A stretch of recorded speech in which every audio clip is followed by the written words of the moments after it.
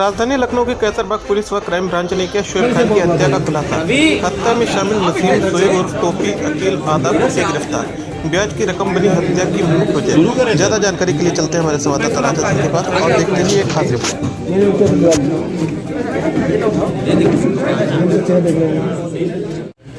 Basically थाना कैसरबाग में 15 दिसंबर को एक गुमशुदगी की जिसमें गुमशुदगी लिखी गई है कि एक मोहम्मद शोएब है जो कि मिसिंग है। दोपहर 2 बजे से उनका फ़ोन भी बनता है 14 तारीख से, और 15 तारीख तक जब उनके घर वाले पूरे ढूंढे उनको नहीं मिला तो थाना कैसरबाग में आते हैं और गुमशुदगी दर्ज करवाते हैं। इस व्यक्ति को ढूंढने के लिए पूरी पुलिस की टीम लगी हुई थी। थाना कैसरबाग, एसीबी कैसरबाग, उसके बाद लगातार जो भी लोग संपर्क में आ रहे थे, जो पूछताछ वगैरह सब चल रही थी। इसके बाद हमें लगा कि ये मामला कुछ सीरियस किस्म का है और सीरियस है, तो इसके साथ तुरंत जो है एडिशनल डीसीपी क्राइम रांची इनको भी बताया गया। सिटी सब निर्देशन में इनकी जो पूरी क्राइम थी ये भी इस काम में जुट है, जो लगातार सीसीटीवी सर्वेलेंस फुटेज सबकी चेकिंग कर रहे थे। उसके बाद ये क्लियर हो गया एक फुटेज से कि मोहम्मद सईद खदरा में एक जगह पे अपने बाइक के साथ जाते थे। एक दूर दराज कैमरे पे 1-2 सेकंड का क्लिप दिखा था, हमें उससे पता चल गया कि मोहम्मद सईद उस जगह पे अपने बाइक के साथ पहुंचे हैं, लेकिन उसके बाद कहाँ गए वो क्लियर नहीं हो पा रहा था।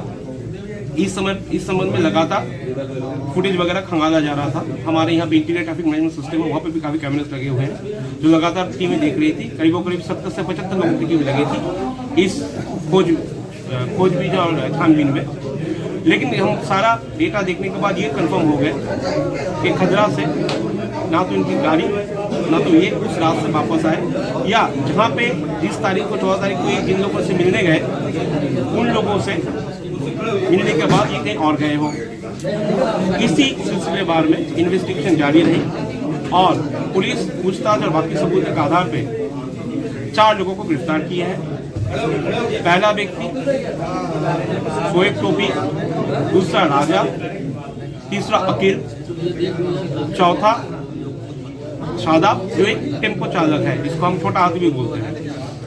अब घटनाक्रम जब से इनसे पूछताछ हुई और बाकी सबूत भी जब पता चला तो ये क्लियर हुआ उस दिन 14 तारीख को ही इन लोग प्लान बनाए थे 2-3 दिन पहले कि जब जो मिसिंग पर्सन है मोहम्मद शोएब है वो जब आएंगे ये लोग हत्या करेंगे। इसमें मेनली राजा, शोएब टोपी, दूसरा एक्यूज और अकील मिले हुए थे।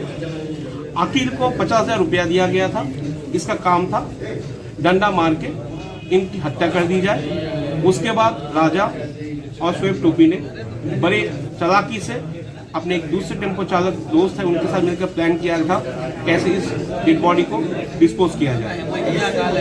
इसी सिलसिले क्रम में जब मोहम्मद सईद वहाँ पर पहुंचे, इनको कोल्ड ड्रिंक्स पिलाया जा रहा था। उसके बाद शोएब के गोडाउन में लेके जाया गया। वहाँ पे इसके सर पे लोहे के रॉड से वार करके अकील ने इनकी हत्या कर दी। सर, इनकी बॉडी कहाँ बरामद हुई? इस संबंध में हमने फिर फॉरेंसिक टीम को लगाया कंफर्म करने के लिए, क्योंकि जब हम लोगों ने अपने खुले आंखों सादे आंखों से चेक किया तो हमें कोई भी लगा नहीं घटनास्थल है। उसके बाद सुबह से फॉरेंसिक टीम लगी हुई थी। उसके बाद अब क्लियर हो गया वहाँ पे बहुत से खून के छींटे पड़े हैं जिनको धो दिया गया था, लेकिन फॉरेंसिक टीम का एडवांटेज है उनके पास बाकी केमिकल्स एंड अदर इंस्ट्रूमेंट्स हैं जिसके माध्यम से लोग पता कर सकते हैं यहाँ पे ऐसी हत्या घटना हुई थी, तो घटना कंफर्म हो गई। उसके बाद इनसे बाकी जब पता चला कि एक टेम्पो के माध्यम से उन लोगों ने इस बॉडी को डिस्पोज किया है सीतापुर में किसी शारदा नहर के आसपास कहीं नहर में इन्होंने डाला है, तो उस टेम्पो चालक को भी गिरफ्तार किया गया है।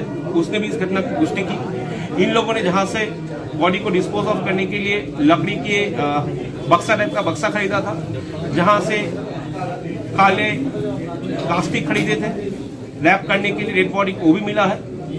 और बाकी और भी कई एविडेंसेस मिले हैं जिससे ये क्लियर है कि घटना किस सिलसिलेवार कैसे हुई है।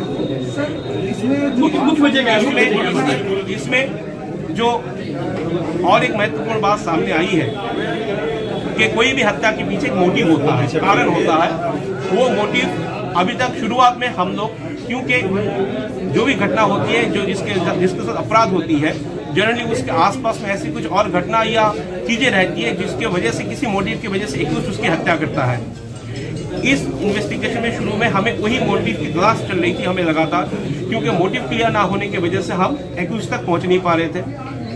बाद में पूरी पूछताछ के दौरान पता चला मोटिव मारने का ये था कि जो मृतक व्यक्ति है वो वेरी हाई, बहुत ऊंचे दर पे ब्याज देते थे और ब्याज इतनी ज्यादा होती थी कि जो मारे हैं वो लोग वो ब्याज चुका नहीं पाते थे।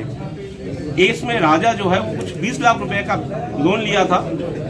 ब्याज का इंटरेस्ट रेट सुन के भी आप लोग दंग रह जाएंगे। करीब 2% प्रतिदिन के औसत में ब्याज लौटाना पड़ता था। स्थिति इनकी ऐसी हो गई थी कि जिसको उधार वापस लौटाना है उसके उधार लौटाने के लिए उसी से ये लोग दोबारा उसी ब्याज में पैसे ले लेते थे।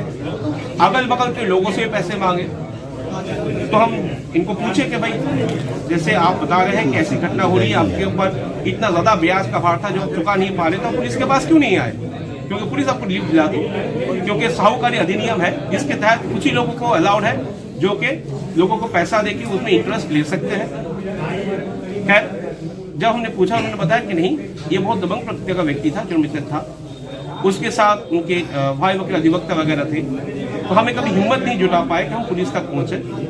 इसीलिए हमने ये प्लान बनाया और इस घटना को अंजाम दिए, इस हत्या को अंजाम दिया। अब हमारी बाकी टीम 4 डिस्ट्रिक्ट के साथ कोऑर्डिनेशन में है। सुल्तानपुर, अमेठी, सीतापुर और बाराबंकी जो नहर है उसको चेक किया जा रहा है।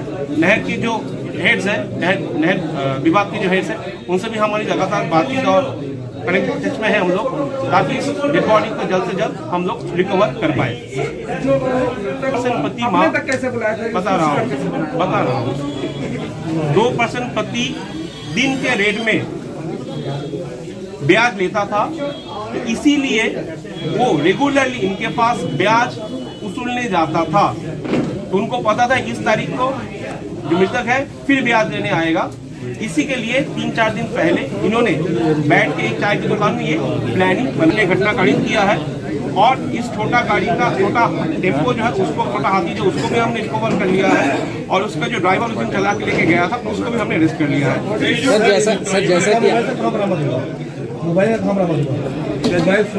मेरा मोबाइल फोन के बारे में अभी भी बरामदगी का प्रयास चल रहा है। इनका कहना है इनको तोड़ दिया कहीं पे, वो चल रहा है।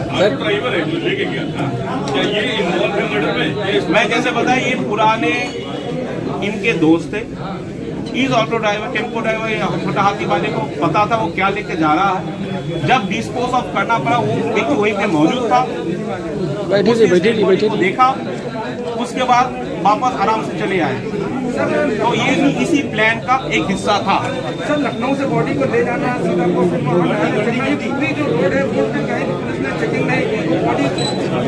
जैसे मैं बता रहा हूँ, जब तक आपको ये क्लियरिंग नहीं रहेगा कि कहाँ से डेड बॉडी गई है, ये हम तो व्यक्ति को ढूंढ रहे थे, हम किसी बक्सा का ये छोटा हाथी को ढूंढ नहीं रहे थे। और ये तब आप ढूंढते जब आपको ये क्लियर रहता कि किस मोटिव के तहत इसकी हत्या हुई, ताकि हत्या तक पहुंच सके। इनके घर वाले द्वारा कभी पुलिस को ये बता ही नहीं गया कि इनका ऐसा भी कोई व्यापार है जहाँ पे इतने ज्यादा कर्ज ये लोग लेते हैं। तो शुरुआत में पुलिस को मिस इन्फॉर्मेशन मिलने के लिए ये इन्वेस्टिगेशन काफी डिलेड हो गया था। नहीं तो जो काम प्राची और उनकी टीम ने पिछले 3-4 दिन में वर्कआउट किया था, शायद ये पहले ही 2-3 दिन में हो जाता। सर, ये जो रकम ली गई थी इसमें इन्होंने कितना रिटर्न कर चुके? अब इनको खुद ही सिलसिलेवार बोल रहे हैं 18-20 लाख लौटा दिए हैं, बता रहे हैं, लेकिन और भी हमें देना पड़ रहा था। तो हम वो जो चेन है उसको हम भूल चुके हैं कितना हमें देना है। हम तो हर दिन के लिए पैसे इकट्ठा करते थे, हर दिन इनको करीब 25 से 30 हजार रुपए देना पड़ता था। सर, जैसा बताया आपने कि ये थोड़ा दबंग किस्म के व्यक्ति थे। बाकी हमने कोई फर्दर डिटेल्स हम छानबीन कर रहे हैं, लेकिन सबसे बड़ी बात यह है जिन्होंने इस घटना को अंजाम दिए वो चारों के चारों लोग आज पुलिस हिरासत में है। इनको जुडिशियल कस्टडी में भेजा जा रहा है और न्यायिक प्रक्रिया इसमें चालू है। नहीं, जैसे मैं बार बार बोल रहा हूँ, चारों ही लोग थे। इन्हीं के भाई हर व्यक्ति के लिए